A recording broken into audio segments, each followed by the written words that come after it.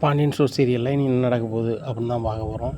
இங்கே தங்கமயில் அம்மா தங்கமயிலுக்கு கால் பண்ணுறாங்க. கால் பண்ணி எப்படி இருக்க, சந்தோஷமாக இருக்கியா அப்படிங்கிறாங்க. ஏம்மா ரொம்ப சந்தோஷமாக இருக்கேன், நீ மாப்பிள்ளைட்ட பிடிச்சிக்காமி அப்படின்னு. நானும் என்னால் முடிஞ்ச அளவு பண்ணி பார்த்தா முடியலம்மா.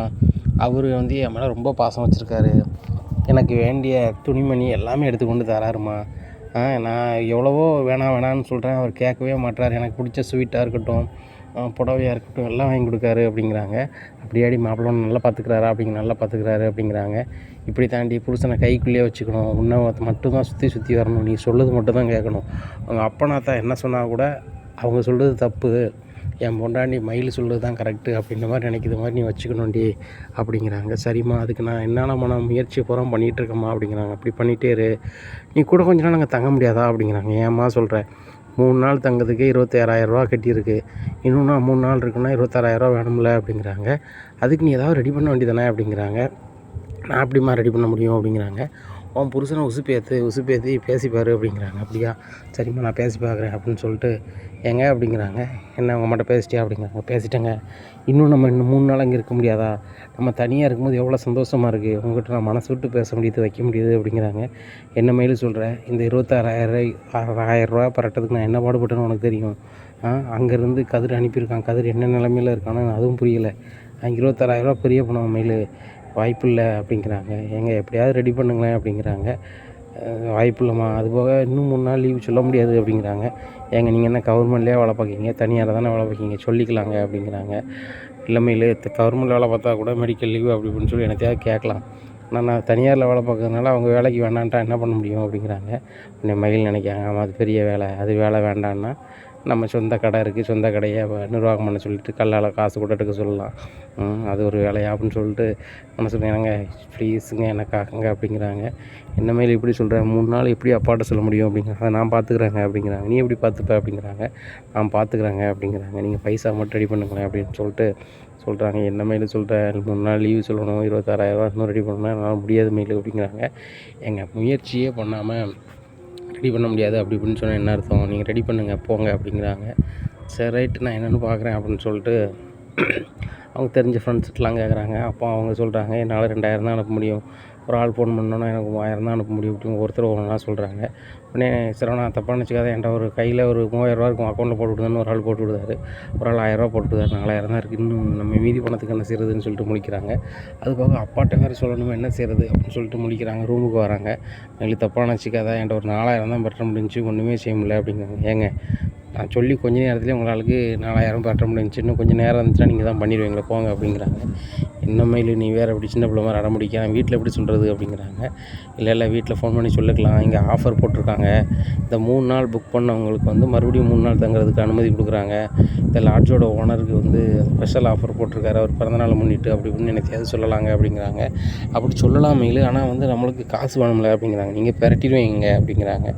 என்ன மயில் இப்படி சொல்கிற அப்படின்னு சொல்லிட்டு ரொம்ப தலைவலியில் ரூமுக்கு வெளியே வந்து நிற்கிறாங்க. உடனே செந்திலுக்கு ஃபோன் அடிக்கிறாங்க. டேய் இன்னொரு 3 நாள் தங்கணுங்காடா அப்படிங்கிறாங்க. என்னென்ன சொல்கிற அப்படிங்கிறாங்க.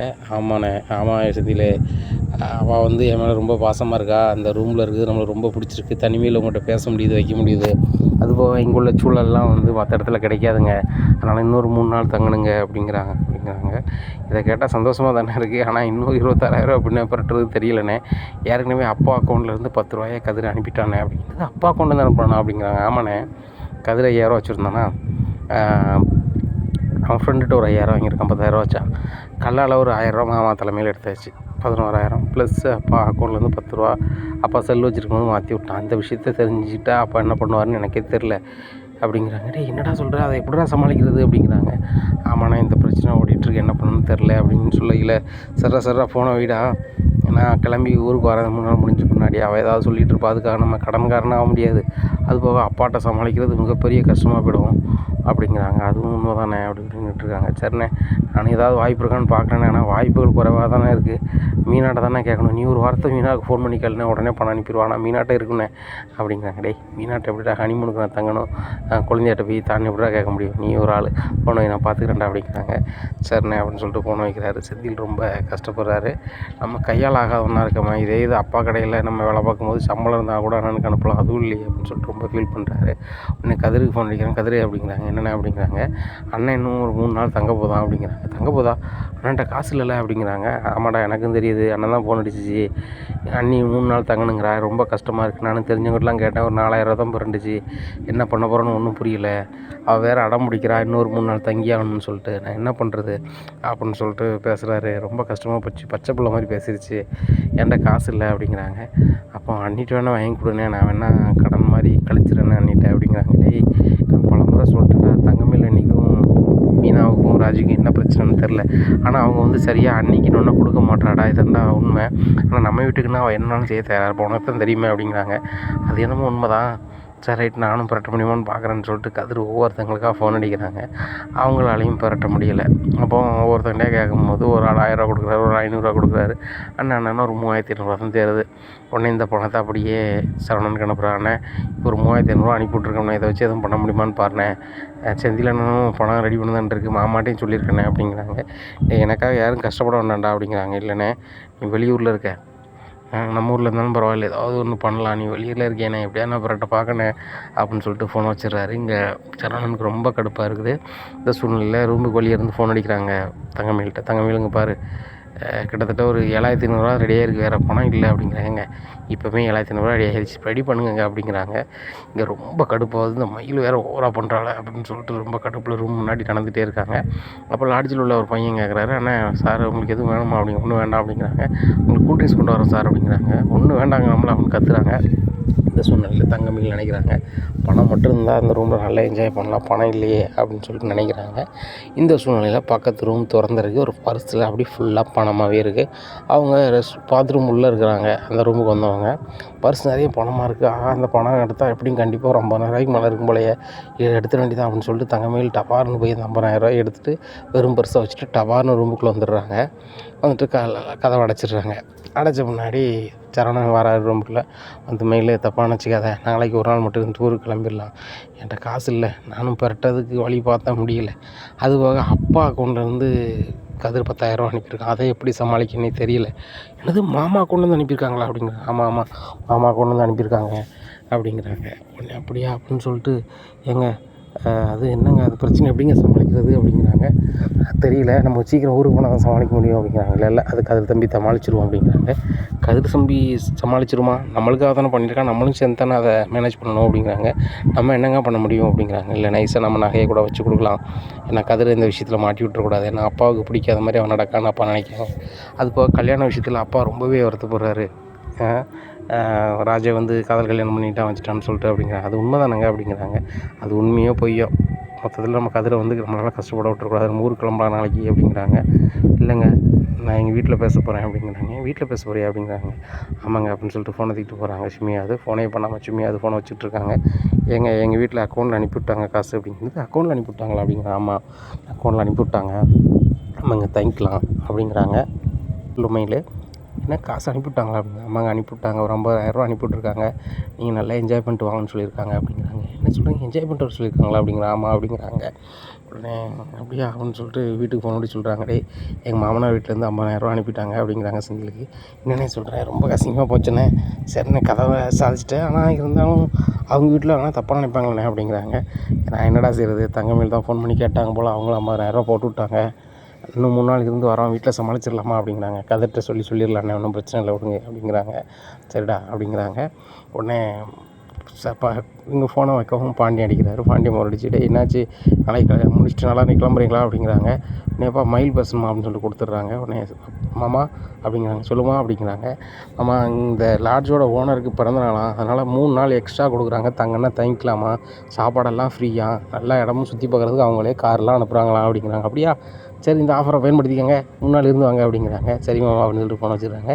இன்னும் நீ கேட்டோன்னே பொசுக்குன்னு அப்பா சரின்ட்டாங்க அப்படிங்கிறாங்க. நான் தான் அவங்க அப்பாவுக்கு பிடிச்சமான மருமகள், அதனால் வந்து நான் கேட்டோன்னே ஓகே சொல்லிட்டாங்களா, ஒன்றும் பிரச்சனை இல்லை, நம்ம பாட்டில் இன்னொரு 3 நாளைக்கு இருக்கலாம் அப்படிங்கிறாங்க. அதே மாதிரி 3 நாள் இருக்கிறாங்க, அங்கங்கே சுற்றி பார்க்குறாங்க. அந்த பர்ஸில் பணத்தை பறி கொடுத்தவங்க எங்கே தொலைச்சோம், ஏது தொலைச்சோம், பர்ஸில் பணம் இருந்துச்சு அப்படின்னு சொல்லிட்டு நினச்சிட்டே இருக்காங்க. லாட்ஜில் ரிசப்ஷன்லையும் கேட்குறாங்க, கேட்டு பார்க்குறாங்க, 2-3 நாளாக கேட்டு பார்க்குறாங்க.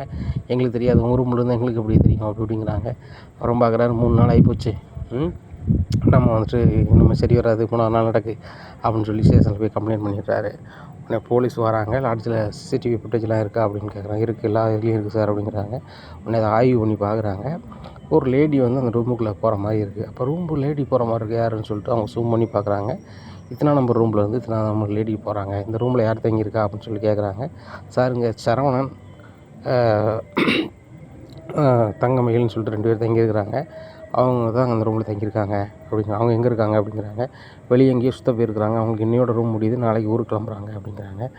அவங்கள விசாரிக்கணும், வர சொல்லுங்கள் அப்படிங்கிறாங்க. ஃபோன் பண்ணுறாங்க சரவணனுக்கு. ஃபோன் பண்ணி இந்த மாதிரி உங்களை வந்து போலீஸ் விசாரிக்கணுங்கிறாங்க அப்படிங்கிறாங்க. என்ன போலீஸ் விசாரிக்கணுமா? எங்கேருந்து பேசுகிறீங்க அப்படிங்கிறாங்க. சார் நீங்கள் தங்கியிருக்க லாட்ஜிலேருந்து தான் சார் பேசுகிறோம், நாங்கள் போலீஸ்கிட்ட கொடுக்குறோம் பேசுங்க அப்படிங்கிறாங்க. ஹலோ அப்படிங்கிறாங்க. தங்கமயில் இருக்காங்களா அப்படிங்கிறாங்க. தங்கமயில் என்னோடய வீட்டம்மா தான் அப்படிங்கிறாங்க. சார் ரைட்டு, பக்கத்தில் இருக்க போலீஸ் ஸ்டேஷனுக்கு லாட்ஜை ஒட்டி ஒரு போலீஸ் ஸ்டேஷன் இருக்கும், அந்த போலீஸ் ஸ்டேஷனுக்கு வர சொல்லுங்கள் அப்படிங்கிறாங்க. என்ன விஷயம் அப்படிங்கிறாங்க. இல்லை உங்கள் வீட்டம்மா வந்து அந்த ரூமில் போய் பணம் எடுத்துருக்குறாங்க. ஏன் வீட்டம்மா பணம் எடுக்க போகிறாளா? ஏங்க அவங்களே பெரிய பணக்காரங்க, நீங்கள் எப்படி பேசுகிறீங்க அப்படிங்கிறாங்க. அவங்க பணக்காரங்களே ஏழை எங்களுக்கு தெரியாது. அந்த ரூமில் போய் உங்கள் வீட்டம்மா வந்து பணம் எடுத்துருக்கு பர்ஸில், அது சிசிடிவியில் இருக்குது சரிங்களா. அந்த ரூமுக்குள்ளே போகுது, ரூமில் பணத்தை காணலை. உங்கள் வீட்டம்மாட்ட தான் விசாரிக்கணும். அதனால் நீங்கள் வந்துட்டு ஸ்டேஷனுக்கு கூப்பிட்டு வாங்க, இல்லைனா நீங்கள் எங்கே இருக்கீங்களோ அங்கே நான் வர வேண்டி இருக்கும். நாங்கள் வந்தோம்னா உங்களுக்கு அசிங்கமாக போயிடுவோம் அப்படிங்கிறாங்க. சார் நாங்கள் அப்படி ஆளே கிடையாது சார் அப்படிங்கிறாங்க. நீங்கள் யார்கிட்ட பேசிகிட்டு இருக்கீங்க அப்படிங்கிற. போலீஸ்கிட்ட பேசிகிட்டு இருக்கேன். பக்கத்து ரூமில் வந்து நீ பணம் எடுத்ததாக சொல்லிகிட்டு இருக்காங்க அப்படின்னா. பணம் எடுத்துலாம் அப்படிங்கிறாங்க. அதான் தங்கமயில் எனக்கு ரொம்ப கடுப்பாகுது, நீ தான் எடுக்க மாட்டேன் யார் பணத்தையும் அப்படிங்கிறாங்க. இது தங்கமயில் தெரியுதுன்னு முடிக்காங்க. ஆகா பணம் எடுத்து தெரிஞ்சு போச்சா அப்படின்னு சொல்லிட்டு, நம்ம எடுக்கும்போது யாரும் இல்லையா அப்படின்னு சொல்லிட்டு, நான் எங்கே எடுக்க போகிறேன் அப்படிங்கிறாங்க. அதானே நீ எடுக்க மாட்டேன், வா நம்ம ஸ்டேஷனில் போய் நம்ம இல்லைன்னு சொல்லிட்டு வந்துடலாம் அப்படிங்கிறாங்க. சரிங்க வாங்க அப்படின்னு சொல்லிட்டு ஸ்டேஷனுக்கு போகிறாங்க. ஸ்டேஷனில் போய் போலீஸ் சொல்கிறாங்க. சார் நான் எடுத்தோன்னு எப்படி நீங்கள் சொல்கிறீங்க, ஆனால் யார் பணத்தையும் எடுக்கல அப்படிங்கிறாங்க. தங்கமயில் அப்படியாம்மா அந்த வீடியோ பாருங்கம்மா அப்படிங்கிறாங்க. இந்த ரூமிலேருந்து எதுக்கு நீங்கள் அந்த ரூம் போனீங்க அப்படிங்கிறாங்க. இதை பார்த்த சரவணனும் தங்கமயில் ரொம்பவே ஷாக் ஆகிறாங்க. தங்கமயில் ஆகா நம்ம எடுத்து தெரிஞ்சு போச்சு போலையே, இன்னும் அவ்வளோதான் மாட்டிட்டோம், நம்ம ஜெயில் தான் அப்படின்னு சொல்லிட்டு முழிக்கிறாங்க. உடனே தம்பி புரியுதா, அவங்க வீட்டம்மா தான் பணம் எடுத்துருக்காங்க அப்படிங்கிறாங்க. பணத்தங்க அப்படிங்கிறாங்க. பணம் இல்லை அப்படிங்கிறாங்க. அவங்களுக்கு பணம் வேணுங்கிறாங்க. பணத்தை குறிப்பிட்ட டயத்தில் கொடுக்கல அப்படின்னு சொன்னால் அவங்க வீட்டம்மா ஜெயிலுக்கு போக வேண்டியிருக்கும்.